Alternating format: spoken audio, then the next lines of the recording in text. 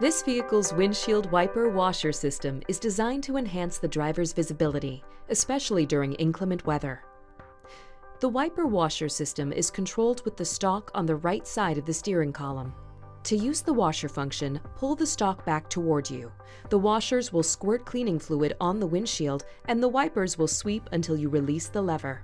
Raising the stalk to the mist position will run the wipers at high speed as long as you hold it there. The first position below off is labeled INT for intermittent operation. In this position, you can adjust the timing of the intermittent interval with the large ring in the middle of the stalk. Turning it toward the minus sign reduces the frequency, and the plus sign makes for more sweeps.